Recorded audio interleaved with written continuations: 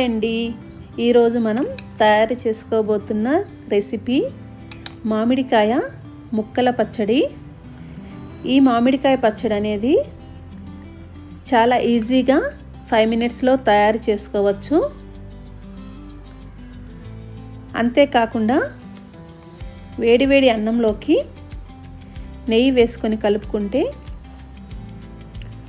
సూపర్గా ఉంటుంది. ముందుగా దీన్ని తయారు చేయడానికి ఇక్కడ ఒక పచ్చి మామిడికాయ తీసుకుంటున్నాను. అలాగే ఉప్పు, పసుపు, కారం, వెల్లుల్లిపాయలు,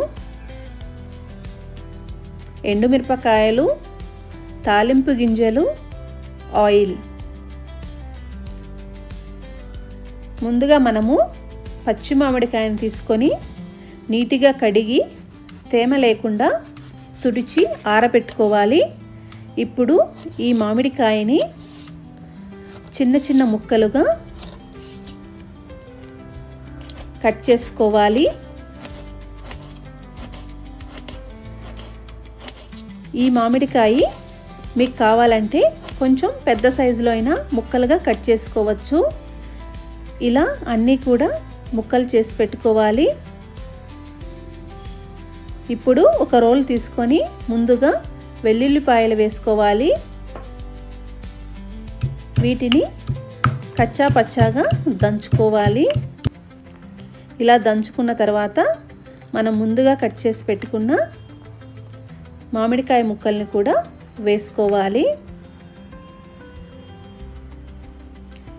ఇప్పుడు దీనిలోనే 1/2 స్పూన్ ఉప్పు, 1/2 స్పూన్ కారము, కొంచెం పసుపు వేసుకొని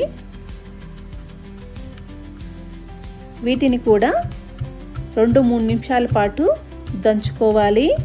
ఈ మామిడికాయ ముక్కలు మరీ మెత్తగా కాకుండా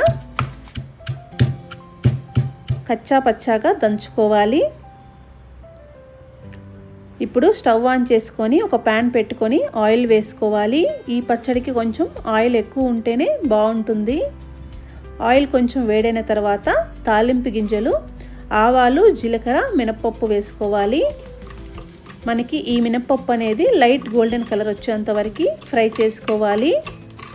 ఇలా ఫ్రై అయిన తర్వాత ఎండుమిరపకాయలు వేసుకోవాలి. ఇవి కూడా లైట్గా ఫ్రై అయిన తర్వాత వెల్లుల్లిపాయలు వేసుకోవాలి. ఈ పచ్చడిలో వెల్లుల్లిపాయలు ఎక్కువ వేసుకుంటే టేస్ట్ చాలా బాగుంటుంది. ఇవి కూడా ఫ్రై అయిన తర్వాత మనం ముందుగా దంచి పెట్టుకున్న మామిడికాయ ముక్కల్ని కూడా వేసుకోవాలి. ఇప్పుడు వీటన్నిటినీ కూడా ఒకసారి బాగా కలుపుకొని స్టవ్ ఆఫ్ చేసుకుంటే ఎంతో టేస్టీగా ఉండే మామిడికాయ పచ్చడి రెడీ అవుతుంది. ఈ పచ్చడిని మనం వారం రోజుల పాటు నిల్వ చేసుకోవచ్చు.